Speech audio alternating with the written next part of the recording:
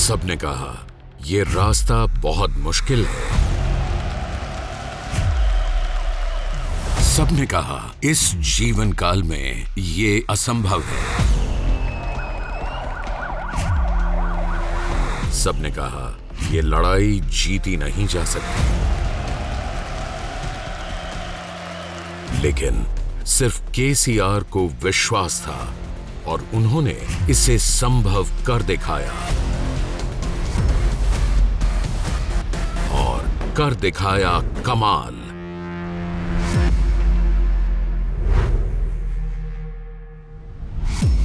दशकों तक संयुक्त आंध्र प्रदेश राज्य के भीतर अधिकारहीन रहने के बावजूद तेलंगाना की जनता कभी पीछे नहीं हटी। उसने अपनी पहचान, समान अधिकारों, संसाधनों और अवसरों के लिए लड़ाई जारी रखी और आखिरकार एक शक्तिशाली जन आंदोलन और जनता के अपने केसीआर के नेतृत्व में तेलंगाना राष्ट्र समिति ने तेलंगाना राज्य हासिल किया। I think the ayes have it. The bill is passed. 2 जून 2014 के चंद्रशेखर राव ने नवगठित राज्य के पहले मुख्यमंत्री के रूप में शपथ ली। कल्वकुंट्ला चंद्रशेखर राव ने नेनु।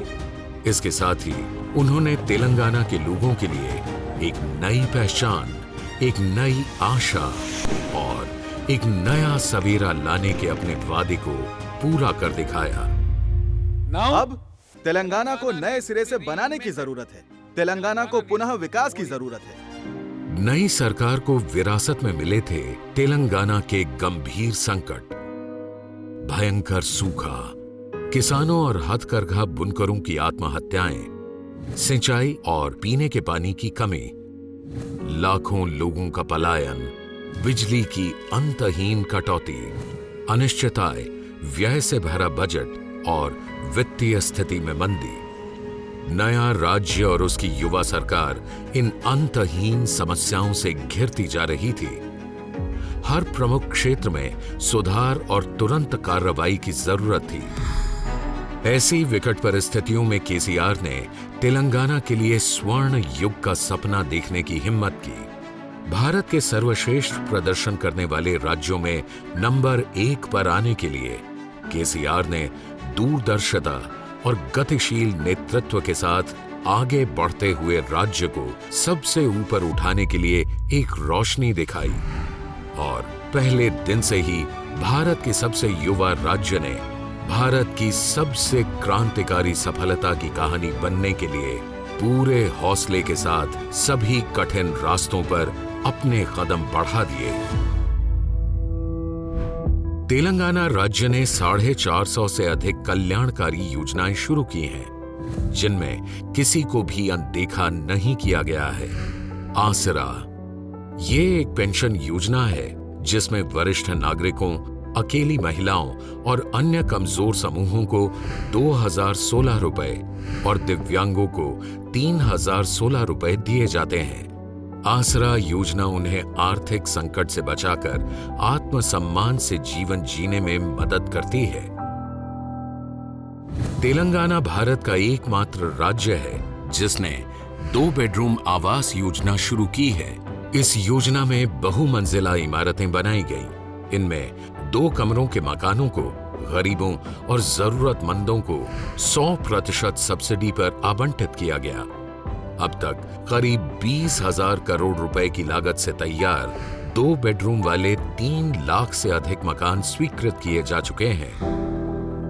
तेलंगाना सरकार ने राज्य में दलितों की समस्याओं को हल करने के लिए दलित बंधु योजना की एक शानदार शुरुआत की है। इस योजना में प्रत्येक दलित परिवार को 10 लाख रुपए की सहायता दी जाती है जो वापस नहीं करनी होती और उन क्षेत्रों में जहां सरकार लाइसेंस जारी करती है आरक्षण दिया जाता है, जिससे उनमें वित्तीय सुरक्षा की भावना और बेहतर भविष्य की आशा जगती है। आर्थिक लाभ के अलावा सरकार ने किसी भी विपत्ति की स्थिति में लाभार्थी की सहायता करने के लिए सुरक्षा कवच के रूप में एक कोष भी बनाया है।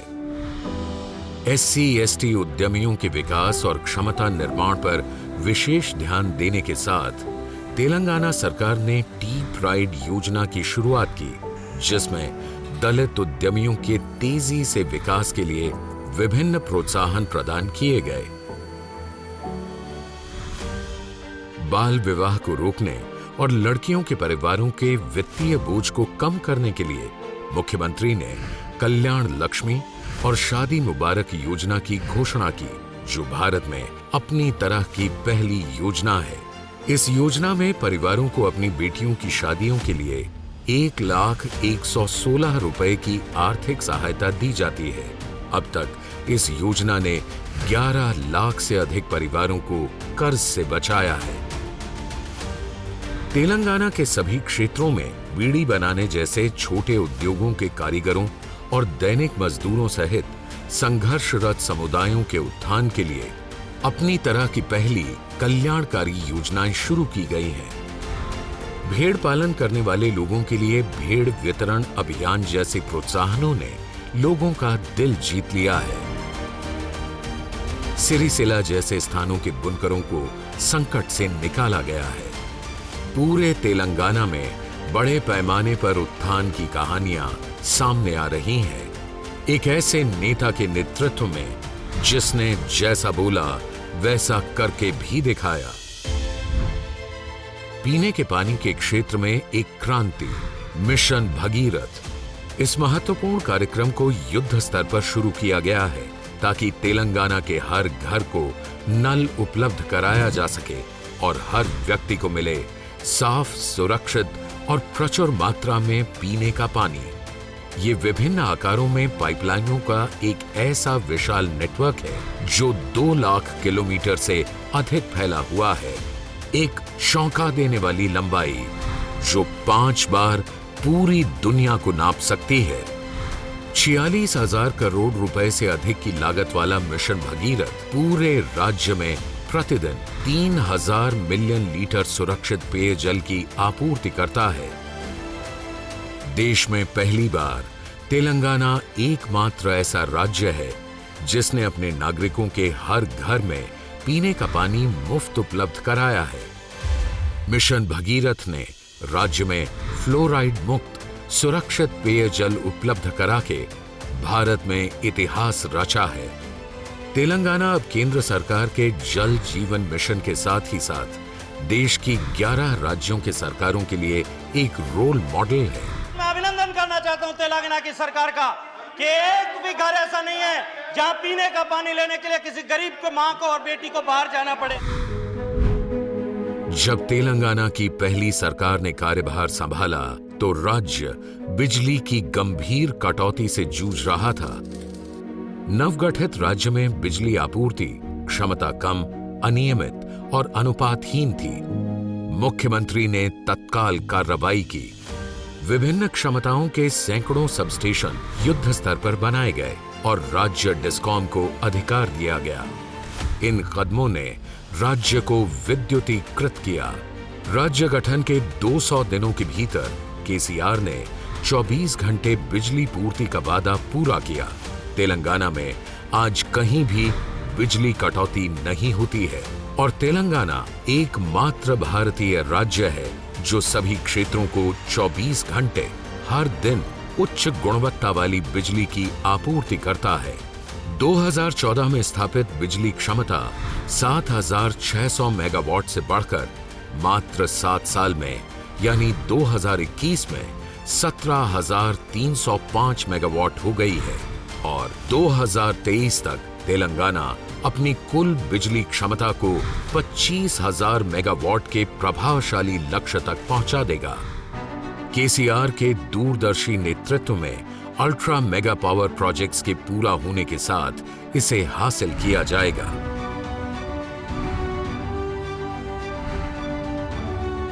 $7,600 मेगावाट से 25,000 मेगावाट।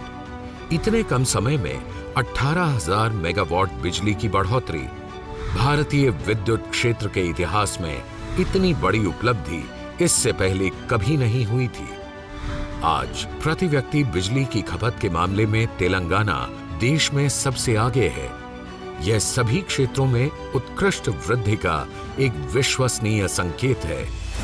केसीआर के नेतृत्व वाली सरकार अक्षय ऊर्जा क्षेत्र में भी पूरी शक्ति से गतिशील है।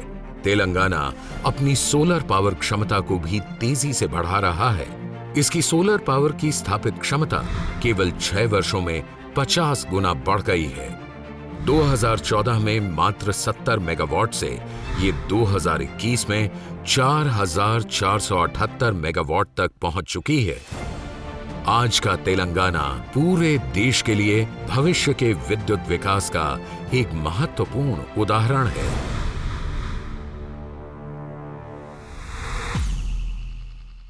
राज्य के गठन से पहले इसकी सिंचाई क्षेत्र की स्थिति दयनीय थी। 2014 में तेलंगाना राज्य के गठन के बाद सरकार ने सिंचाई को बढ़ावा देने के लिए साहसिक कदम उठाए।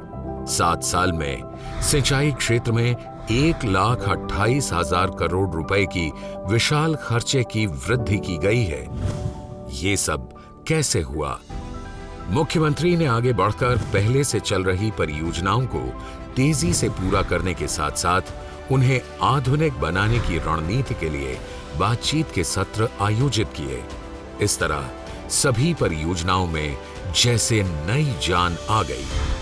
सरकार ने सिंचाई क्षेत्र को ज्यादा से ज्यादा बढ़ाने के लिए बहुआयामी दृष्टिकोण अपनाया। राज्य की आवश्यक जरूरतों को ध्यान में रखते हुए सिंचाई परियोजनाओं की पुनर्रचना और पुनर्अभियांत्रिकरण के लिए कई साहसिक योजनाएं बनाई।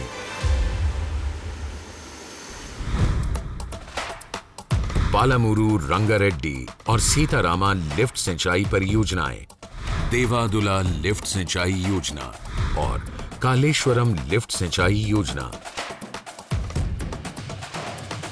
कालेश्वरम मल्टी स्टेज लिफ्ट सिंचाई योजना दुनिया की सबसे बड़ी लिफ्ट सिंचाई परियोजना है।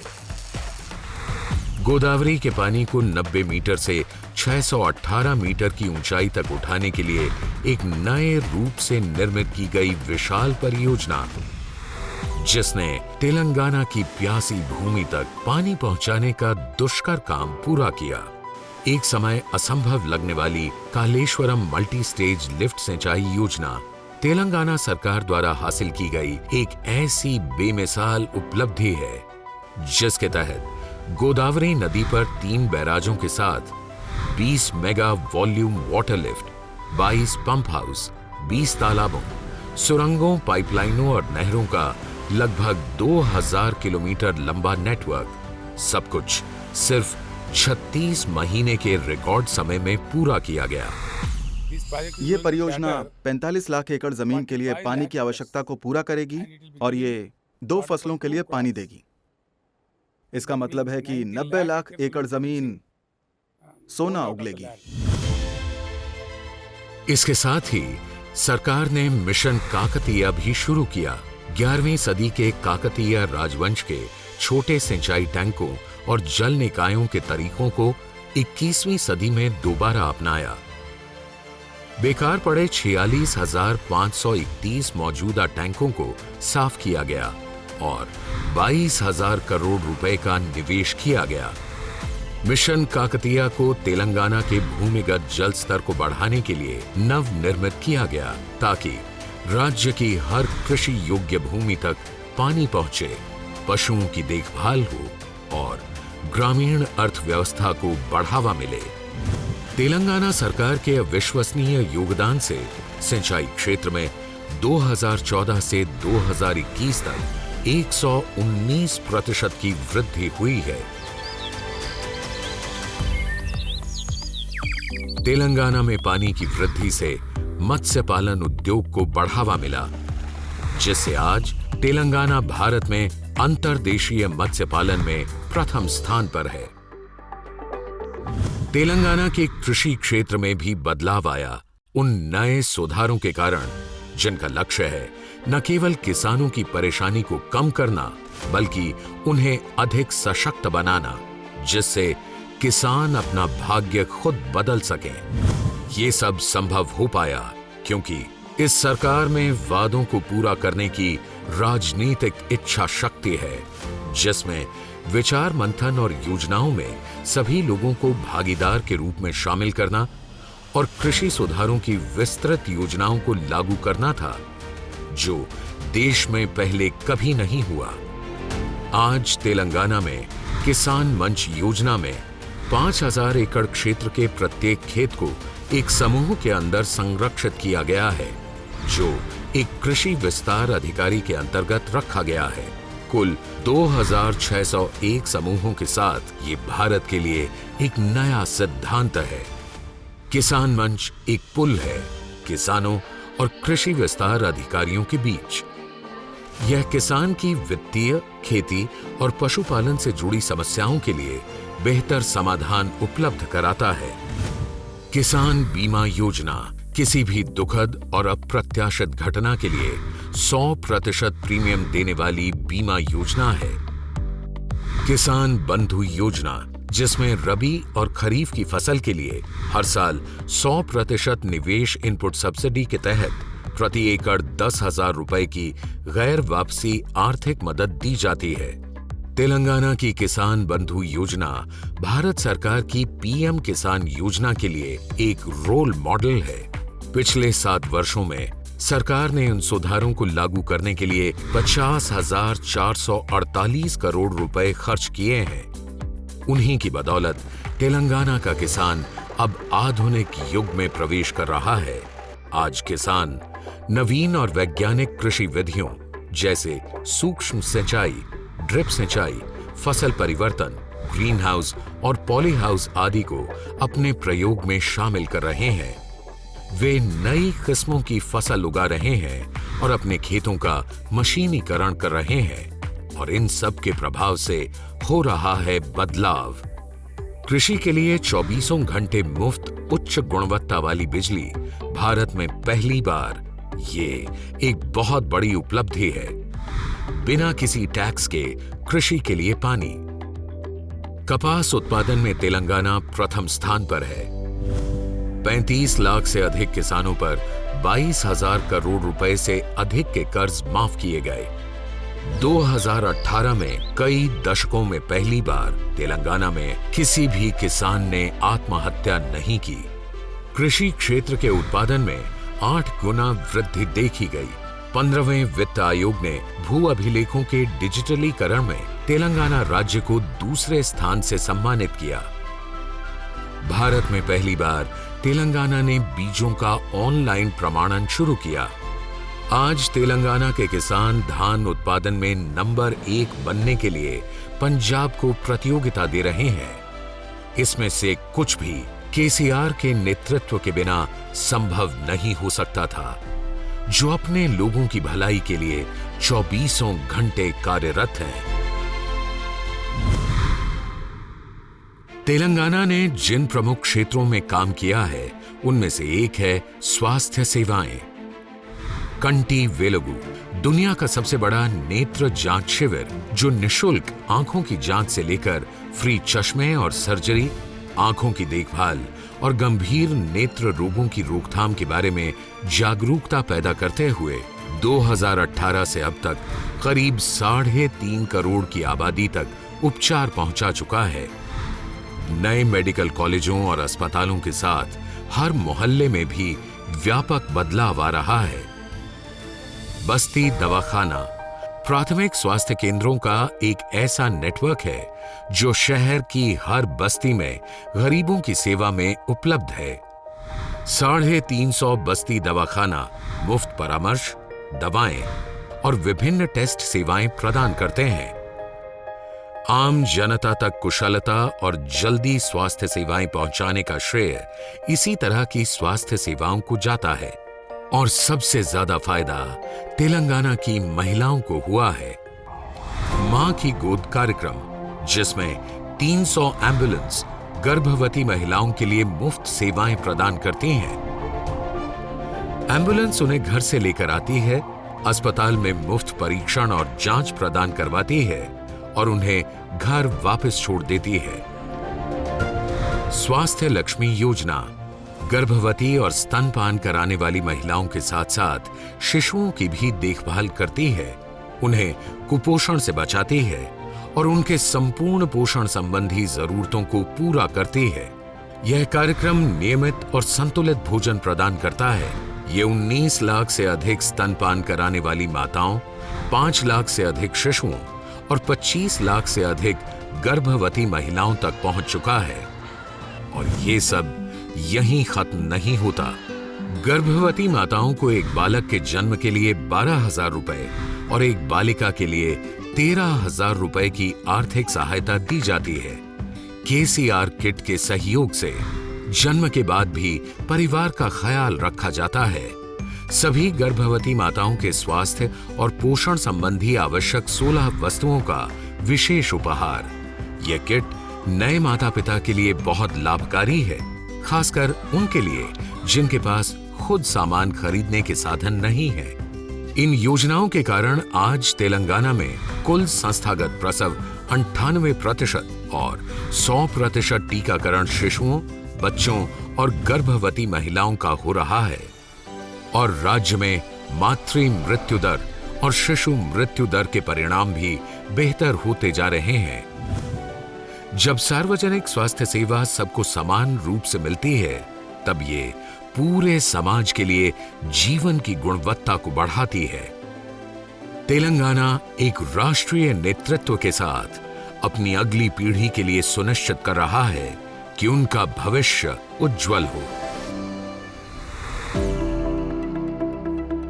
प्राथमिक स्तर से लेकर उच्च शिक्षा तक प्रत्येक बच्चे को अच्छी शिक्षा का लाभ मिले।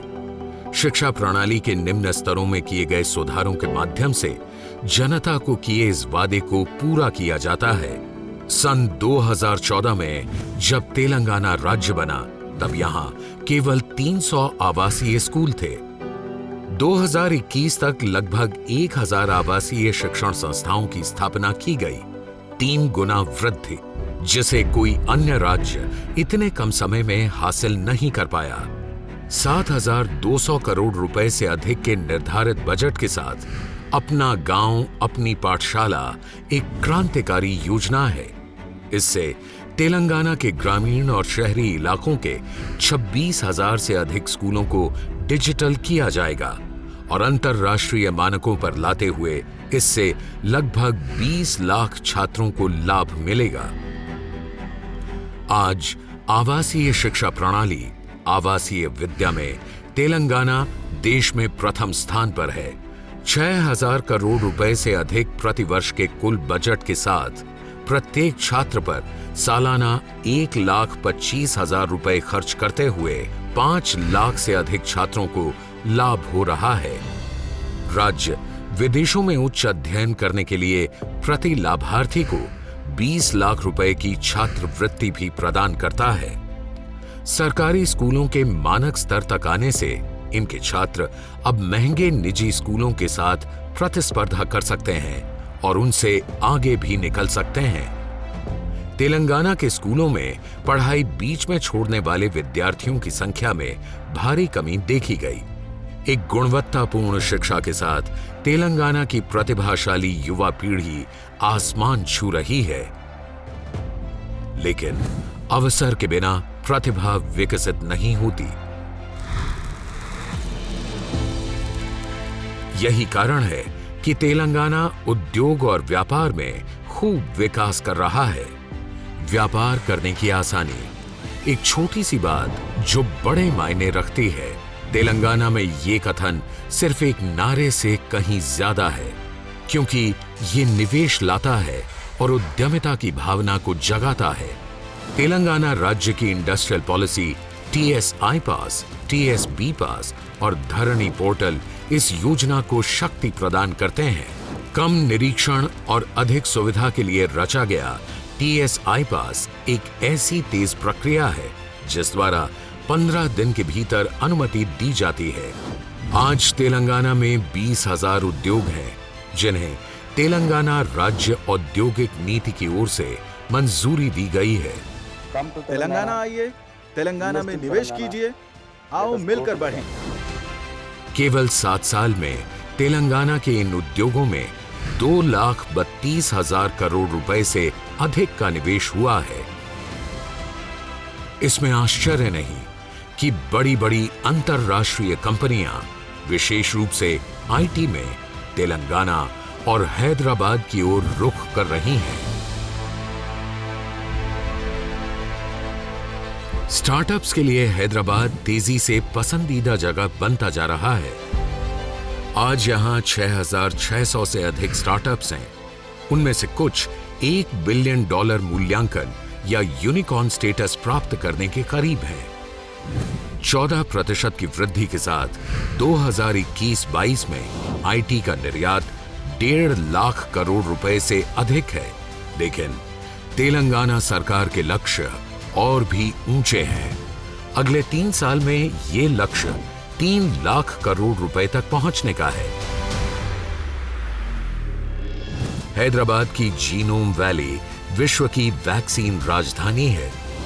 वैश्विक टीकों का 33% उत्पादन जीनोम वैली में ही होता है और जल्द ही शोध एवं विकास के लिए दुनिया का सबसे बड़ा फार्मा उद्योग हैदराबाद में आ रहा है।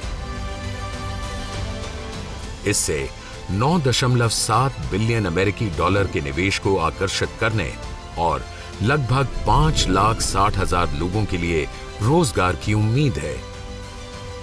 यह प्रगति सिर्फ बड़े शहरों में नहीं बल्कि तेलंगाना के हर गांव में हो रही है।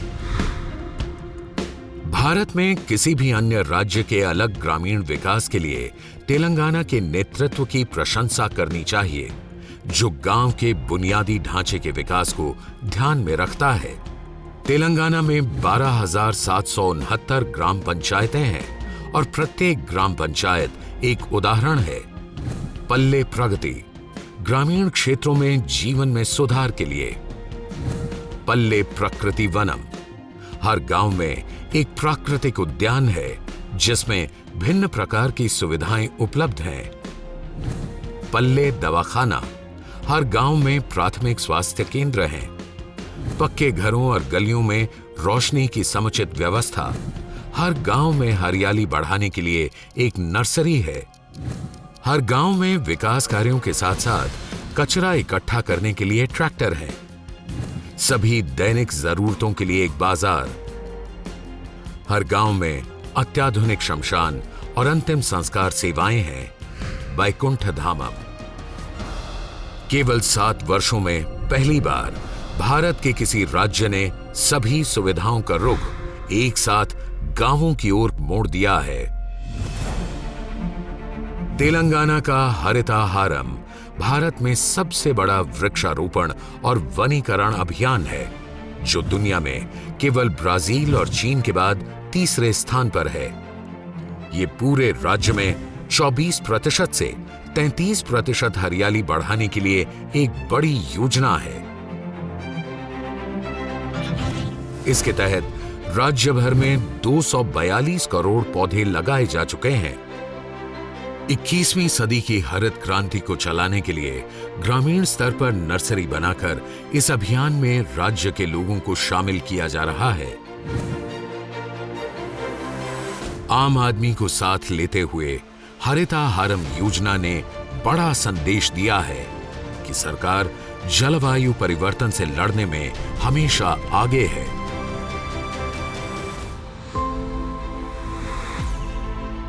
हैदराबाद जैसे शहर में केवल अवसर ही नहीं मिलते, बल्कि अच्छा जीवन जीने की आजादी भी मिलती है। तेलंगाना ने सड़कों और पुलों के लिए 7,000 करोड़ रुपए की राशि से शहरों के विकास को गति दी है। इसके म्युनिसिपल कॉर्पोरेशन बजट का 10% हरित बजट के रूप में रखा गया है। आज तेलंगाना गर्व के साथ दावा कर सकता है कि उसके पास कानून और व्यवस्था का सबसे अत्याधुनिक ढांचा है। शी टीमें विशेष रूप से महिलाओं की सुरक्षा के लिए सतर्क, आधुनिक और उच्च तकनीक वाला पुलिस सिस्टम, हाईटेक उपकरणों से लैस पुलिस की गाड़ियां। देश में पहली बार प्रदेश के प्रत्येक पुलिस थाने को मासिक पुलिस थाना रख रखाव फंड और जोखिम भत्ते के रूप में यातायात पुलिस को 30% अतिरिक्त वेतन। High tech world class police command control centre. राज्य सरकार ने तेलंगाना के भव्य सांस्कृतिक और आध्यात्मिक संस्कृतियों और सभी धर्मों के त्योहारों को मनाने के साथ सामाजिक ताने बाने को मजबूत किया है।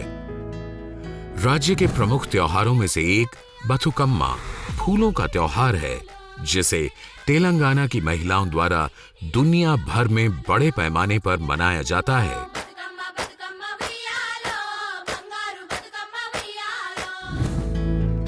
यादाद्री तेलंगाना में श्री लक्ष्मी नरसिम्हा स्वामी मंदिर विश्व के एक अनूठे आध्यात्मिक केंद्र के रूप में नवनिर्मित किया गया है।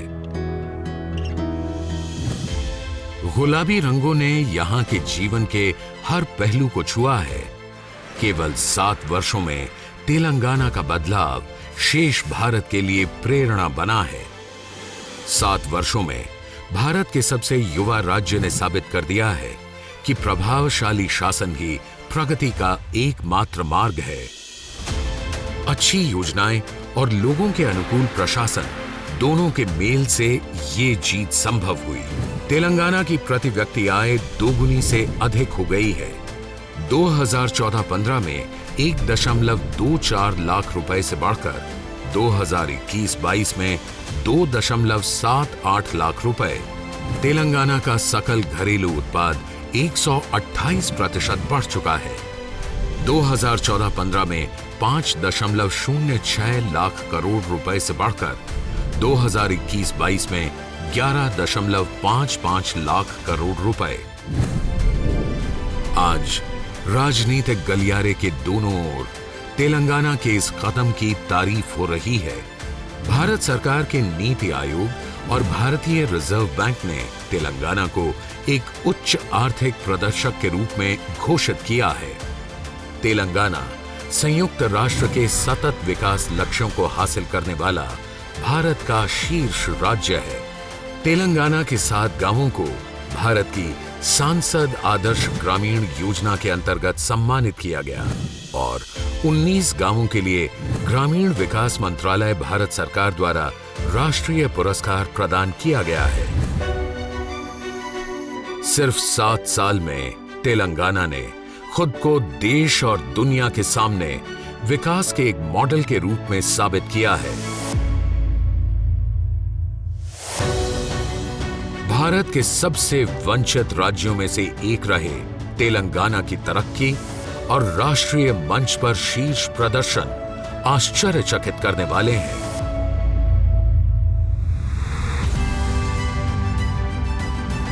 ये पूरे भारत के लिए एक मिसाल है। जिस तरह के विकास का हम सपना देखते हैं, वो अब दूर नहीं। हम में साहस है सपने देखने का और हम एक साथ मिलकर इन सपनों को साकार करेंगे।